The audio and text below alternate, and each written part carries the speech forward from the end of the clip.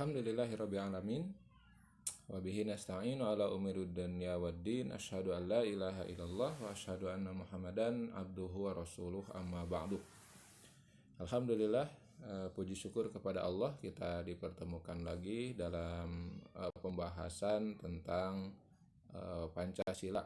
Insyaallah di pertemuan kali ini kita akan membahas tentang Pancasila sebagai dasar negara, dan saya beri judul untuk slide atau tema kali ini adalah Pancasila Dasar Negara Kesepakatan Bangsa. Selain untuk perkuliahan Pancasila, tentu materi ini juga bisa berguna untuk Anda-Anda yang ingin memahami sejarah Pancasila. Diantaranya juga bisa digunakan sebagai bahan pengetahuan untuk mengikuti tes CPNS, khususnya di bagian tes wawasan kebangsaan atau TWK. Mudah-mudahan materi yang disampaikan kali ini ada manfaatnya ya. Baik, Pancasila sebagai dasar negara. Nah, Pancasila ini seperti kita sudah ketahui termasuk kepada salah satu dari 4 pilar negara, 4 pilar bangsa Indonesia. Yang pertama Pancasila sebagai dasar negara, kemudian yang kedua pilar Undang-Undang Dasar 1945 sebagai konstitusi negara, kemudian pilar yang ketiga adalah Bhinneka Tunggal Ika sebagai semboyan bangsa atau berbeda-beda tapi satu jua, dan yang keempat pilar negara yaitu NKRI, Negara Kesatuan Republik Indonesia. Itulah 4 pilar, dan kebetulan sebetulnya di tanggal 3 April kemarin itu adalah bisa dikatakan sebagai hari NKRI, Hari Negara Kesatuan Republik Indonesia, karena pada 3 April itu dulu di tahun 1950 Muhammad Nasir dari fraksi Masyumi di Konstituante atau di DPR sekarang atau di MPR sekarang mengajukan mosi integral ya, mosi integral. Mosi integral itu adalah usulan untuk kembali bersatunya wilayah-wilayah di Republik Indonesia Serikat kembali menjadi Republik Indonesia. Jadi kan dulu di konferensi meja bundar, salah satu hasil dari konferensi itu Indonesia harus mengalah kepada keinginan Belanda saat itu sebagai pemenang perang ya, pemenang perang dunia kedua. Belanda dan Jepang termasuk yang kalah, lalu Indonesia kan memerdekakan diri. Nah, karena Belanda masih merasa memiliki bangsa ini, maka atau merasa memiliki karena pernah menjajah, maka mereka menginginkan Indonesia ini yang diproklamasikan oleh Soekarno-Hatta di tanggal 17 Agustus 1945, mereka mau mengakui itu, tetapi mereka hanya ingin Republik Indonesia itu sebagai satu wilayah saja, yaitu Yogyakarta. Sedangkan wilayah-wilayah yang lain yaitu wilayah yang berdiri sendiri, jadi terpisah dari Republik Indonesia. Itu jadi perlu dipahami bahwa di masa Republik Indonesia Serikat yang disebut Republik Indonesia itu adalah Yogyakarta. Kenapa Yogyakarta? Karena Yogyakarta yang pertama kali memberikan wilayahnya kepada Soekarno-Hatta dan tokoh-tokoh bangsa lain tentu saja untuk menjadi bagian dari Indonesia. Sedangkan wilayah-wilayah yang lain seperti Sumatera, Kalimantan, Jawa Barat dan lain-lain itu tidak ada pernyataan khusus gitu ya, tidak ada pernyataan khusus rajanya, karena sudah tidak ada raja kecuali di Mataram gitu, di Yogyakarta masih ada raja. Nah, raja Yogyakarta atau Sultan itu Sultan Hamengkubuwono itu memproklamasikan bahwa Yogyakarta bergabung dengan Indonesia yang diproklamasikan oleh Soekarno-Hatta. Nah, wilayah-wilayah yang lain itu tidak memproklamasikan gitu karena raja-rajanya sudah tidak ada.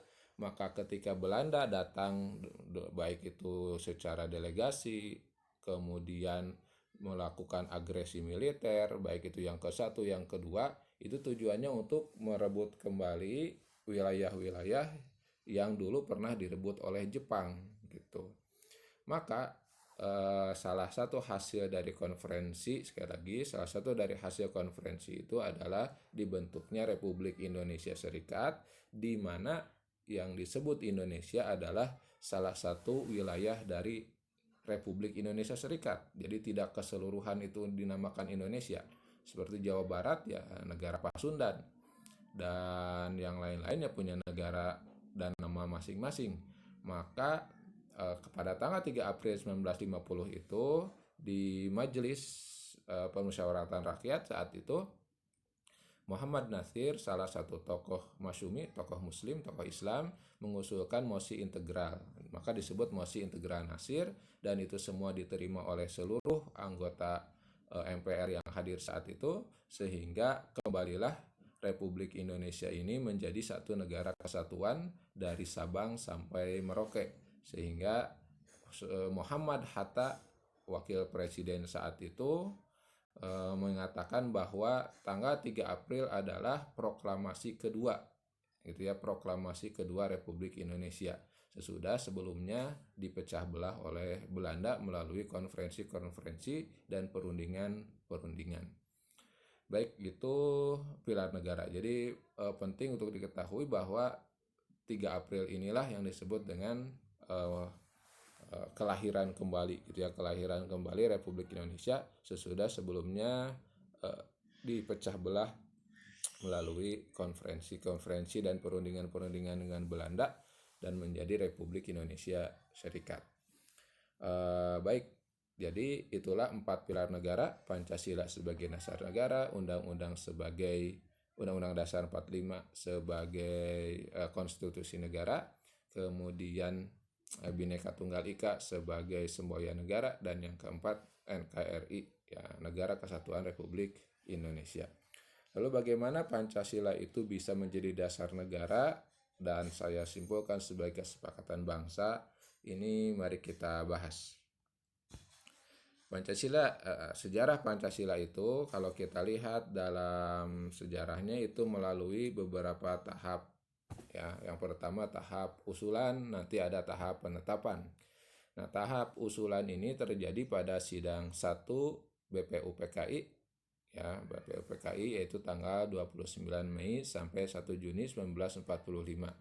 Pada sidang ini yang dibahas agendanya adalah membahas dasar-dasar Indonesia merdeka. Nah, kita sudah ketahui bahwa BPUPKI ini adalah satu badan persiapan untuk kemerdekaan Indonesia. Ini kan dibentuk oleh Jepang untuk menerima aspirasi masyarakat Indonesia, karena Jepang saat itu sudah ada di tahap kritis, hampir kalah oleh Belanda, atau secara keseluruhan dalam Perang Dunia Kedua hampir kalah oleh negara sekutu Amerika dan kawan-kawan termasuk Belanda. Maka untuk meraih simpati masyarakat Indonesia, Jepang membentuk BPUPKI. Nah, maka mulai saat itulah masyarakat Indonesia diwakili oleh tokoh-tokoh bangsanya mengadakan sidang. Yang pertama tanggal 29 Mei sampai 1 Juni dengan agenda membahas dasar negara Indonesia merdeka itu akan seperti apa. Dan tampil pada saat itu 3 orang tokoh bangsa, yaitu Mr. Muhammad Yamin yang berpidato pada 29 Mei 1945, kemudian pembicara kedua Mr. Supomo yang ceramah gitu ya, yang menyampaikan ide-idenya di tanggal 31 Mei 1945, dan yang ketiga Insinyur Soekarno 1 Juni 1945, yang nanti dianggap ya bahwa hari lahir Pancasila itu 1 Juni, ya, karena saat itu Soekarno menyampaikan idenya sebagai dasar negara pada sidang BPUPKI yang pertama ini. Nah, tentu sih kalau kita lihat dari sisi adil atau tepat tidaknya Pancasila itu lahir tanggal 1 Juni, ini bisa diperdebatkan sebab Pancasila yang diusulkan oleh Soekarno pada 1 Juni itu berbeda dengan Pancasila yang menjadi dasar negara. Jadi tentu ini debatable ya, bisa diperdebatkan tepat nggak. Tapi karena sudah diputuskan oleh negara saat itu, yaitu ketika presidennya Putri Soekarno, Ibu Megawati, maka sudah diputuskan begitu ya, sehingga ya kita terima saja walaupun masih bisa diperdebatkan sebetulnya. Baik, selanjutnya pada sidang BPUPKI ini sebagai salah satu bentuk contoh gambarnya bagaimana para tokoh bangsa itu berkumpul berdiskusi untuk merumuskan dasar negara Indonesia. Nah, Muhammad Yamin pada tanggal 29 Juni itu mengusulkan 5 dasar negara itu 5 hal. Yang pertama peri kebangsaan, peri kemanusiaan, peri ketuhanan, peri kerakyatan, dan kesejahteraan rakyat. Ini usulan Muhammad Yamin. Nah, Muhammad Yamin memang tidak menyebut 5 dasar ini dengan nama Pancasila. Ini hanya usulan saja 5 dasar negara. Kemudian pada tanggal 31 Mei 1945, Mr. Supomo tampil kemudian menyampaikan usulannya, diawali dengan pemaparan syarat berdirinya negara. Jadi menurut Supomo, syarat berdirinya negara itu ada 3 teorinya begitu. Yang pertama adalah teori perseorangan. Nah, teori perseorangan ini dianut oleh negara liberal di Eropa dan Amerika. Tokoh-tokoh aliran ini misalnya John Locke, Thomas Hobbes, J.J. Rousseau, Haji Lasky, dan lain-lain. Nah, menurut teori ini negara adalah wujud kontrak sosial. Masyarakat bebas berbuat selama tidak melanggar kontrak, ya kontrak atau hukum. Negara adalah masyarakat hukum, legal society. Individu tidak boleh banyak dikekang. Ini teori perseorangan yang saat ini namanya menjadi demokrasi, begitu, bahwa semua orang, setiap orang itu bebas melakukan segala sesuatu yang dia inginkan selama tidak melanggar hukum. Lalu apa hukum itu? Hukum itu adalah kontrak sosial yang dilakukan oleh masyarakat yang dirumuskan begitu. Nah, aspek atau cara perumusannya ya tidak mungkin semua masyarakat berkumpul, maka melalui perwakilan orang-orang di satu tempat, di satu majelis, di satu kedudukan. Maka inilah yang disebut dengan negara demokrasi. Ya, jadi dasarnya adalah teori perseorangan bahwa semua orang, setiap orang bebas melakukan segala sesuatu. Dia memiliki tanah, dia memiliki wilayah, ya bebas, terserah dia gitu. Dia mau membentuk masyarakat atau enggak ya terserah dia. Tapi karena dia merupakan bagian dari suatu masyarakat yang lebih luas, maka tentu ada aturan-aturan yang harus disepakati yang mengatur kebebasan individu ini. Gitu. Maka aturan yang mengatur individu inilah yang disebut dengan negara atau kontrak sosial. Nah, ini menurut teori yang pertama. Kemudian teori yang kedua adalah teori kelas atau golongan. Nah, menurut teori ini, awal negara adalah alat kekuasaan kelas atas yang berkuasa atau kelas borjuis untuk menindas kelas bawah atau kelas proletar. Jadi menurut teori ini, negara itu alat yang digunakan oleh orang kaya, gitu ya. Sebab orang miskin itu boro-boro memikirkan negara, memikirkan hukum. Ya, maka sebetulnya menurut teori ini negara atau bangsa adalah alat kekuasaan kelas atas. Sedangkan kelas bawah ya harus adalah ya orang-orang yang digunakan oleh penguasa.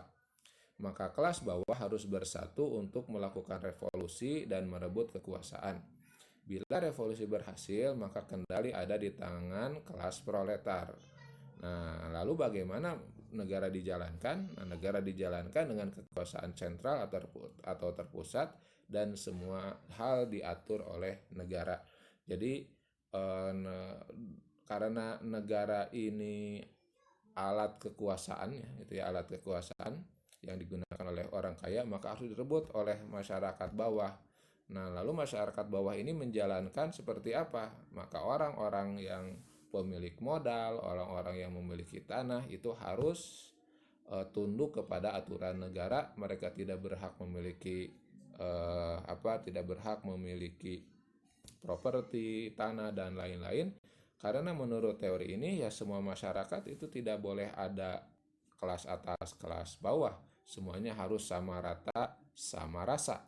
Gitu ya, harus sama rata, sama rasa. Maka cita-citanya adalah masyarakat tanpa kelas atau disebut juga masyarakat komunis, sama rata, sama rasa.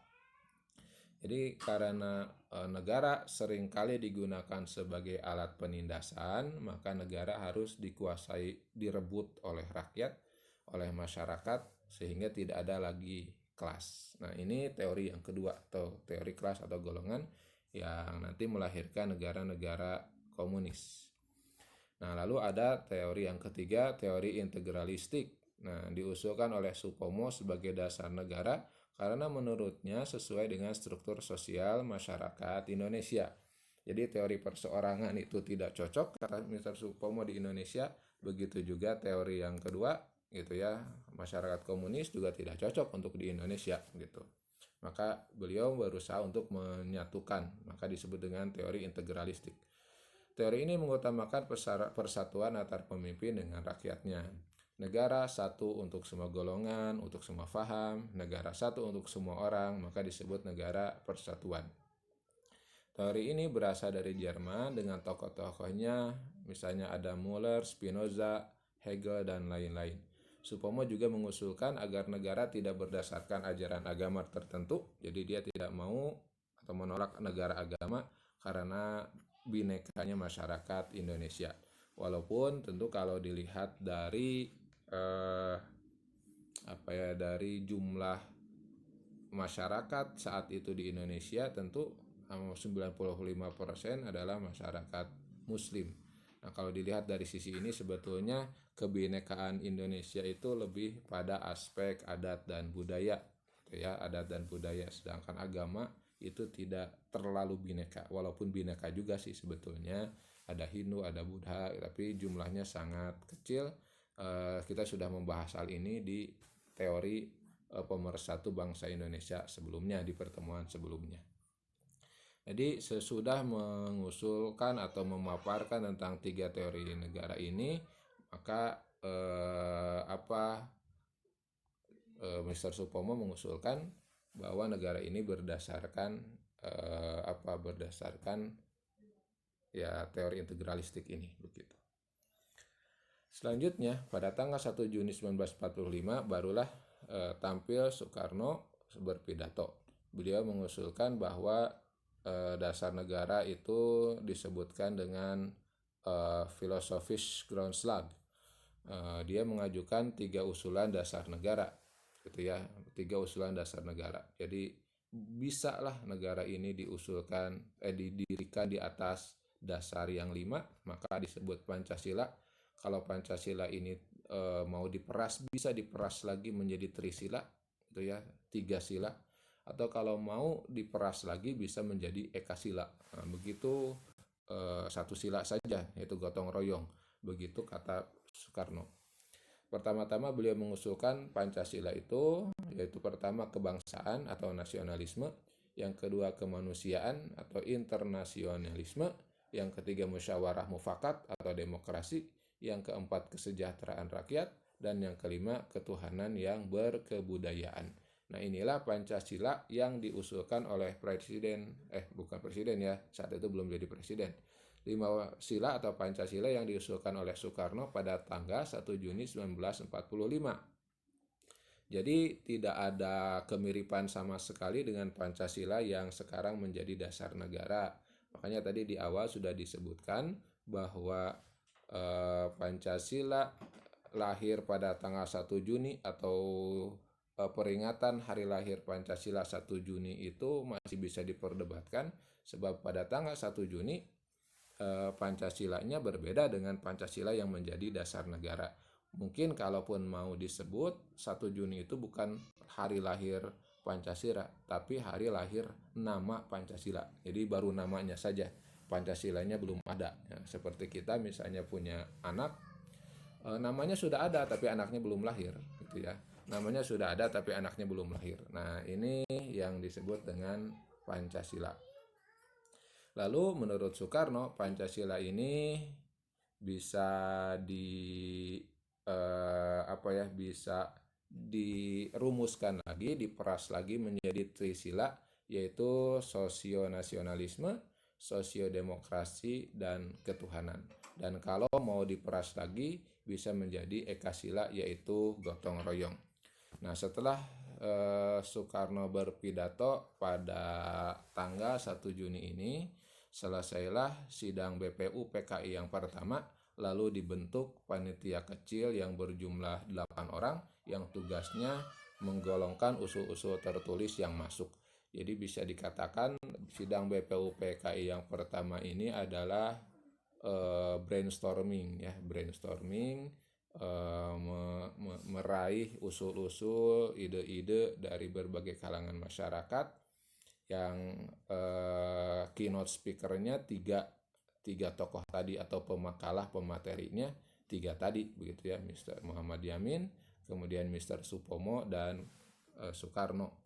Jadi itu keynote speakernya atau pematerinya, baru nanti usulan-usulan datang dari berbagai kalangan masyarakat yang saat itu kalau boleh disimpulkan sebetulnya hanya dua sebetulnya, ya, hanya dua hasil kesimpulan dari usulan-usulan itu. Yang pertama, masyarakat Muslim saat itu mengusulkan, yang jumlahnya 95% di Indonesia ini, mengusulkan dasar negara adalah Islam. Kemudian tokoh-tokoh yang sekularis yang tidak menghendaki agama sebagai dasar negara, baru mereka mengusulkan hal-hal yang lain seperti yang disebut tadi. Muhammad Yamin mengusulkan Pancasila, Mr. Supomo juga mengusulkan Pancasila, kemudian Soekarno juga mengusulkan Pancasila yang bisa diperas jadi trisila dan ekasila. Jadi ya garis besarnya seperti itu. Jadi dua golongan yang bukan dua golongan, dua usul ya, sebetulnya hanya dua gitu. Baik, selanjutnya terjadilah sidang panitia kecil yang terdiri dari 9 orang. Nah, dalam sidang ini ada perbedaan pendapat mengenai hubungan agama dan negara. Golongan ulama nasionalis mengusulkan agar negara berdasarkan syariat Islam. Tentu ini bukan usulan orang per orang, ya, bukan usulan orang per orang yang jumlahnya 4 orang dari 9 panitia 9 ini, bukan. Jadi kan panitia 9 ini 4 orang dari golongan Muslim, kemudian 4 orang lagi bisa dikatakan dari golongan sekular, dan satu lagi dari Kristen. Nah, dari 9 orang ini ya terbagi dua pendapat. Sebetulnya tentu ulama nasionalis ini tidak atas nama sendiri tentu saja, tapi berdasarkan usulan dari dari masyarakat Muslim. Kan saat itu sudah ada di Indonesia, seperti yang sudah kita jelaskan sebelumnya, ada ormas-ormas ya sudah lahir gitu di tahun 1908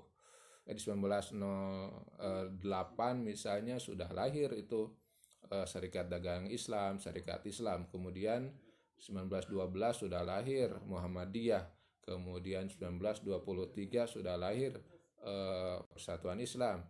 1926 sudah lahir Nahdlatul Ulama dan masyarakat atau ormas-ormas Islam yang lainnya.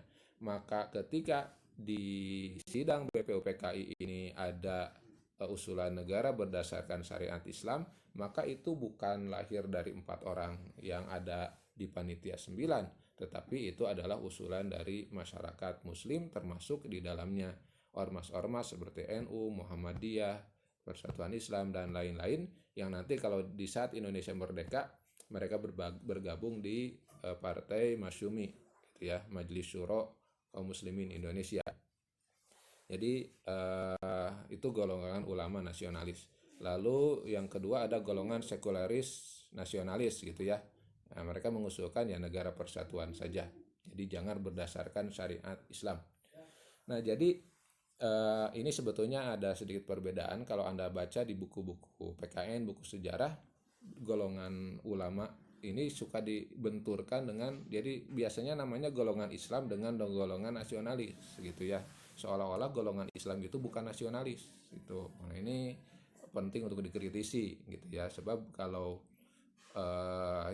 yang kita pahami tentu para ulama dan tokoh-tokoh Islam itu tidak mungkin tidak nasionalis gitu ya. Mereka nasionalis juga, tetapi nasionalis agamis, nasionalis yang berdasar agama. Sedangkan golongan yang lawannya itu sekularis, tidak mau mengurus agama dalam bingkai negara begitu ya. Jadi negara tidak usah bawa-bawa agama gitu. Itu kaum sekularis kan gitu. Jadi jangan membenturkan antara Islam dan nasionalis. Yang ada, yang terjadi adalah Islam dengan sekuler. Mereka semua para tokoh bangsa ini adalah orang-orang nasionalis gitu. Nah, karena ada perbedaan pendapat yang harus diselesaikan, maka dibentuklah lagi panitia kecil yang mewakili kedua golongan. Panitia ini dikenal dengan nama panitia 9 gitu ya. Jadi dari tadi anggota BPUPKI yang sangat banyak itu, maka dibentuklah panitia 9. Nah, pada tanggal 22 Juni, jadi kira-kira 3 minggu ya dari Soekarno mengusulkan nama Pancasila. Tanggal 22 Juni 1945, panitia 9 berhasil mencapai kesepakatan dalam rancangan preambul hukum dasar ya, atau piagam, disebut Piagam Jakarta. Rancangan ini baru rancangan ya, preambul hukum dasar. Jadi namanya bukan undang-undang dasar ya, dulu namanya hukum dasar. Preambul itu artinya pembukaan atau mukaddimah. Jadi dalam merumuskan hukum dasar atau konstitusi negara, atau disebut di kita pilarnya adalah Undang-Undang Dasar 45, maka disepakati bahwa saat itu ada mukaddimah, dalam preambul itu disebut ada Pancasila, yang saat itu disepakati Pancasila itu dinamai dengan Piagam Jakarta. Nah, Piagam Jakarta ini dasar negara yang disepakati adalah sila pertama, ketuhanan dengan kewajiban menjalankan syariat Islam bagi pemeluk-pemeluknya. Yang kedua, sila kedua, kemanusiaan yang adil dan beradab. Kemudian sila ketiga, persatuan Indonesia. Sila keempat, kerakyatan yang dipimpin oleh hikmat kebijaksanaan dalam permusyawaratan perwakilan. Dan yang kelima, keadilan sosial bagi seluruh rakyat Indonesia. Persis sama dengan Pancasila yang sekarang, tetapi tentu berbeda di sila ke-1 saja.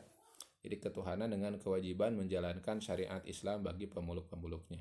Nah, ini yang di samping kanan ini adalah bunyi Piagam Jakarta yang disahkan menjadi preambul atau mukaddimah atau pembuka Undang-Undang Dasar. Bisa dibaca di sana dari mulai paragraf pertama bahwa sesungguhnya kemerdekaan itu adalah hak segala bangsa. Kemudian paragraf kedua, dan perjuangan pergerakan kemerdekaan Indonesia telah sampailah kepada saat yang berbahagia, dan seterusnya. Paragraf ketiga menyampaikan tentang atas berkat rahmat Allah yang Maha Kuasa dan dengan didorongkan oleh keinginan yang luhur. Nah, ini kan hampir sama dengan pembukaan undang-undang yang sekarang, hanya beda di sila pertama, di paragraf keempat itu sudah sudah ditebalkan ketuhanan dengan kewajiban menjalankan syariat Islam bagi pemeluk-pemeluknya. Inilah Pancasila yang disepakati tanggal 22 Juni, disebut sebagai Piagam Jakarta atau Jakarta Charter, dan disebut juga sebagai Magna Chartanya begitu ya, atau disebut sebagai Gentleman Agreement, kesepakatan para pemimpin bangsa, dan ditandatangani oleh Panitia 9. Bisa dilihat di teks yang sebelah kanan itu hampir mayoritas haji gitu ya.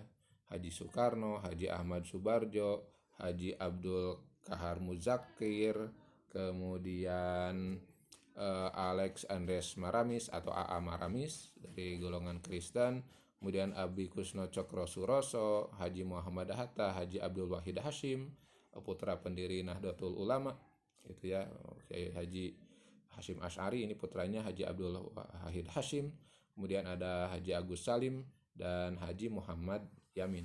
Jadi ini panitia 9, bisa dikatakan kalau dilihat dari agama 8 orang ini Muslim, 1 orang Kristen, tapi dilihat dari pemikiran yang 4 itu Islamis yang mengusulkan dasar negara Islam, wakil-wakil dari masyarakat Islam, sedangkan yang 4 wakil sekularis dan yang 1 orang Kristen.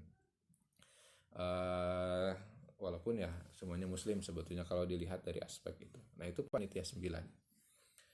Nah, jadi sampai kepada Undang-Undang Dasar itu sudah, atau Hukum Dasar itu sudah ada pembukaannya, tapi tentu belum disahkan karena proklamasinya belum, baru tanggal 22 Juni 1945.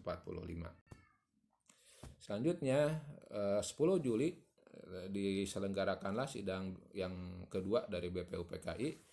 Pada sidang ini disampaikan hasil musyawarah antara golongan Islam dan golongan nasionalis. Nah, sekali lagi ini kesalahan ya. Jadi bukan Islam dan nasionalis, tapi golongan nasionalis Islam dan golongan sekuler.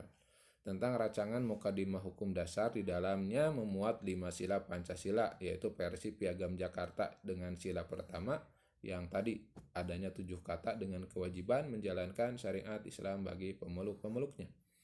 Nah, seluruh anggota sidang dapat menerima kesepakatan tersebut sehingga masalah dasar negara dianggap telah selesai. Jadi 10 Juli 1945 itu semua di anggota sidang BPUPKI sepakat dengan Pancasila versi Piagam Jakarta, gitu ya. Jadi belum ada ketuhanan yang Maha Esa, semuanya sepakat. Jadi sebetulnya di sini bisa dikatakan kesepakatan itu sudah terjadi dan dasar negara itu sudah siap, begitu. Dengan teks kewajiban menjalankan syariat Islam tadi. Nah, lalu untuk menyiapkan kemerdekaan dibentuk panitia khusus lagi, gitu ya, karena kalau BPUPKI kan itu sidang untuk merumuskan hukum dasar, konstitusi, untuk merumuskan dasar negara, gitu ya. Maka untuk melaksanakan proklamasi kemerdekaan itu ada panitia lagi. Nah, sesudah dibentuk PPKI, nah ini ternyata pada 6 Agustus 1945 Hiroshima dibom Amerika, gitu ya. Oh ya, sebelum PPKI. Jadi sesudah disepakati tadi di BPUPKI 1, tanggal 6 Agustus tiba-tiba Hiroshima dibom Amerika, sehingga bisa dikatakan Jepang otomatis kalah di wilayah jajahannya termasuk Indonesia. Nah, jadi karena Indonesia itu pada akhirnya atau wilayah jajahan Jepang itu menjadi wilayah bisa dikatakan wilayah orang yang kalah perang ya. Jadi bisa dikatakan Indonesia ini akan kembali menjadi milik pemenang perang, yaitu Amerika dan kawan-kawan termasuk Belanda. Maka tanggal 9 Agustus 1945 Jepang membentuk PPKI di Dalat, Vietnam. Ya, di Dalat, Vietnam. Dalat itu nama dulunya ya. Nama sekarang sudah beda lagi, gitu ya. Nah, jadi karena kalah di dalam perang, maka Jepang menyerah kalah di Hiroshima dan Nagasaki dibom, Jepang menyerah kalah, kemudian Jepang itu membentuk PPKI ya, Panitia Persiapan Kemerdekaan Indonesia. Jadi panitia khusus tanggal 9 Agustus. Ketuanya Insinyur Soekarno, Wakil Ketua Muhammad Hatta, anggota Dr. Rajiman Waidiodiningrat. Nah, tugasnya mempersiapkan kemerdekaan Indonesia secepatnya dan silahkan tergantung orang Indonesia sendiri karena Jepang sudah kalah dan sudah diusir ya, sudah harus siap-siap menarik pasukannya dari seluruh wilayah jajahannya. Maka silahkan bangsa Indonesia merdekakan sendiri, gitu ya, sebelum direbut lagi oleh pemenang perang ya. Sebelum pemenang perangnya datang, silakan merdekakan sendiri. Gitulah sederhananya orang Jepang mendorong masyarakat Indonesia. Setelah pulang ke tanah air, Soekarno menambah anggota PPKI dari tadi 4 orang, dari tadi yang jumlahnya 3 orang, ketua, wakil ketua, anggota, maka ditambah menjadi 26 panitia sebagai perwakilan dalam komite pembentuk negara. Maka jadi PPKI itu adalah komite pembentuk negara. Nah, belum sempat bersidang PPKI ini, Jepang menyerah kalah karena sudah dibom tadi. Lalu Indonesia saat itu melalui kaum muda yang menculik Soekarno ke Rengas Dengklok dan mendorong untuk segera dimerdekakan Indonesia ini, maka dimerdekakanlah proklamasi kemerdekaan tanggal 17 Agustus 1945. Dan sidang PPKI dimulai sesudah proklamasi, yaitu mulai tanggal 18 Agustus 1945, yang di hari itu disahkan dasar negara yaitu Pancasila, tapi dengan sedikit perubahan. Nah, diceritakan, Anda bisa cari di buku sejarah, diceritakan bahwa 17 Agustus malam hari itu, di malam harinya sesudah proklamasi, eh, Muhammad Hatta saat itu didatangi sebagai penanda tangan, ya belum ada presiden. Soekarno Hatta, Muhammad Hatta sebagai salah satu penanda tangan proklamasi yang mengatasnamakan bangsa Indonesia, didatangi oleh perwakilan-perwakilan dari wilayah timur. Nah, yang mengusulkan keberatan tentang sila pertama tentang menjalankan syariat Islam gitu bagi pemeluk-pemeluknya. Jadi sebetulnya tidak merugikan, ya. Syariat Islam yang disebut dalam Pancasila itu kan untuk pemeluk-pemeluknya. Pemeluk agama yang lain ya tidak harus menjalankan syariat Islam sebetulnya kalau dilihat dari redaksinya. Nah, tapi walau alam, Anda bisa cari perdebatannya bahwa bisa dikatakan ini pengkhianatan, ya, yang sudah disepakati 22 Juni kemudian disahkan di BPUPKI, ternyata hanya dalam satu malam karena usulan dari orang timur, yang orang timur ini pun kalau Anda baca dalam buku sejarah tidak jelas siapa orangnya, namanya, dan berapa orang, dan lain-lain. Tapi serta-merta kemudian Muhammad Hatta mengajak 4 orang wakil Islam yang di Panitia 9 itu untuk merevisi gitu, ya, sila pertama dari ketuhanan, ketuhanan dengan kewajiban menjalankan syariat Islam bagi pemeluknya untuk diubah. Maka karena ini adalah pokok untuk umat Islam, keberatan itu terjadi. Umat Islam juga merasa keberatan, tapi akhirnya mengalah, ya, sehingga redaksi sila pertama itu berubah menjadi ketuhanan yang Maha Esa dan disahkan di sidang PPKI yang tanggal 18 Agustus 1945. Jadi kalau Anda ditanya kapan Pancasila lahir, nah, tanggal 1 Juni itu lahir namanya. 22 Juni itu lahir sebagai bentuk awal. Sedangkan 18 Juni itu pengesahannya dengan bunyi yang sama dengan Pancasila yang sampai sekarang. Nah, silakan Anda mau milih yang mana. Ya, baik. Kemudian kedudukan Pancasila. Nah, kedudukan Pancasila. Nasir mengatakan bahwa Pancasila merupakan dasar spiritual, dasar moral, dan etis bangsa dan negara.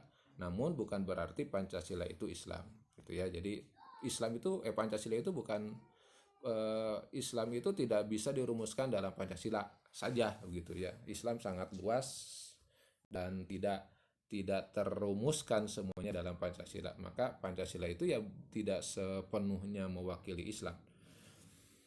Sebab walaupun di dalamnya ada kata-kata ketuhanan yang Maha Esa, permusyawaratan, dan lain-lain. Jadi nilai-nilainya sudah ada. Tapi Pancasila menurut Muhammad Nasir mengandung tujuan Islam. Pancasila akan hidup subur dalam Islam karena sila 1 yang berbunyi ketuhanan yang Maha Esa akan menentukan berjalan atau tidaknya sila-sila selanjutnya yang tumbuh dalam Islam. Jadi tentang kemanusiaan yang adil dan beradab itu akan terjadi atau tidak. Nah, menurut Muhammad Nasir itu tidak akan berjalan kalau sila pertamanya dipisahkan. Urusan agama itu dipisahkan, maka sila-sila yang lain akan hancur. Maka demikian pula yang disampaikan oleh para ahli. Jadi ini adalah 5 sila ini adalah satu kesatuan dan tidak bisa dipisah-pisahkan. maka ketuhanan atau agama ini adalah dasar di negara ini, maka tidak boleh agama ini dimusuhi, agama ini dikeluarkan, bahkan agama ini dianggap musuh Pancasila. Maka itu berarti tidak tepat dan sangat konyol begitu. Sebab dasar negara yang pertama adalah Pancasila, dan sila-sila yang lain itu tidak akan mungkin berjalan tanpa berjalannya agama gitu ya. Maka dalam Islam lah menurut Muhammad Natsir, sila-sila itu akan tumbuh subur, sebab dalam Islam agama bukan hanya isapan jempol begitunya, bukan hanya sekedar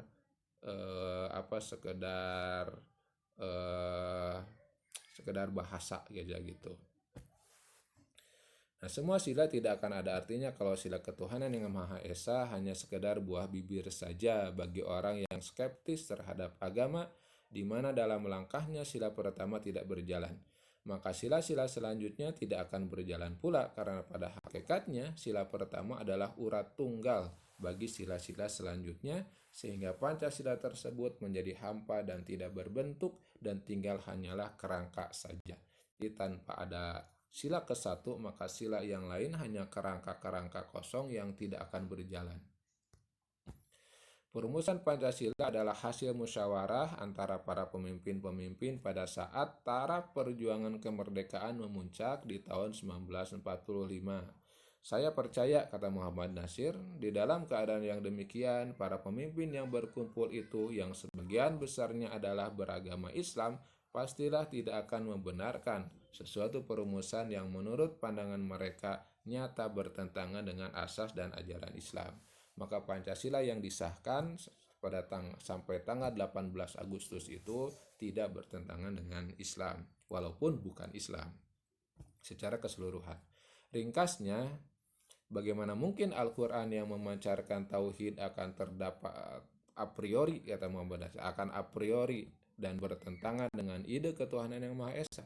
Bagaimana mungkin Al-Quran yang ajaran-ajarannya penuh dengan kewajiban menegakkan adalah ijtimaiyah, nah ini bahasa Arab ya, bukan adalah bahasa Indonesia, menegakkan keadilan sosial, bisa a priori dan bertentangan dengan keadilan? Bagaimana mungkin Al-Quran justru memberantas sistem feodalisme dan pemerintahan istibdad sewenang-wenang, serta meletakkan dasar musyawarah dalam susunan pemerintahan, dapat a priori bertentangan dengan apa yang dinamakan kedaulatan rakyat? Bagaimana mungkin Al-Quran yang menegakkan istilah islahu bainan nas sebagai dasar-dasar pokok yang harus ditegakkan oleh umat Islam dapat a priori bertentangan dengan apa yang disebut peri kemanusiaan? Dan bagaimana mungkin Al-Quran yang mengakui adanya bangsa-bangsa itu dan meletakkan dasar yang sehat bagi kebangsaan a priori dan berketentangan dengan kebangsaan? Jadi kesimpulannya bahwa kedudukan Pancasila itu adalah sebagai dasar negara yang sangat penting. Kenapa pidato Muhammad Natsir saya cantumkan di sini? Ini untuk menegaskan gitu ya, untuk menegaskan bahwa Islam dan Pancasila itu tidak bertentangan, bahkan Islam menjadi urat dasar ya, satu urat yang menghidupkan kerangka sila-sila yang lainnya. Tidak mungkin agama ini menjadi musuh bagi Pancasila. Kalaupun ada, Pancasila ditafsirkan sewenang-wenang sehingga bertentangan dengan agama, khususnya Islam. Baik, saya kira itu saja yang bisa disampaikan. Mudah-mudahan ada manfaatnya. Insya Allah kita bertemu lagi dalam pertemuan-pertemuan yang lainnya yang akan membahas tentang Pancasila, nasionalisme, dan lain-lain. Aqulu qauli hadza wa astaghfirullah li wa lakum. Wassalamualaikum warahmatullahi wabarakatuh.